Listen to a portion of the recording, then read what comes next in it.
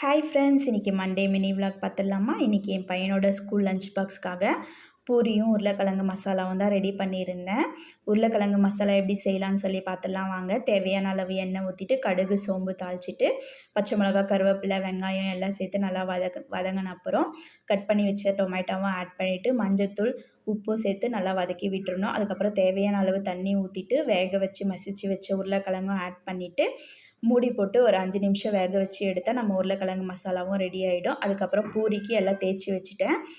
அதுக்கப்புறம் நல்ல சூடாக இருக்கிற எண்ணெயில் போட்டு பூரி பொரித்து எடுத்துட்டால் நம்ம பூரியும் ரெடி ஆகிடுச்சு. பூரிக்கு மாவு பிசையும் போது ரொம்பவே டைட்டாக மாவு பிசைஞ்சோன்னா பூரி நல்லா உப்பி வரும். அதோட பூரி போடும்போது எண்ணெய் நல்லா சூடாக இருக்கணும், அப்போ தான் பூரி நல்லா உப்பி வரும்.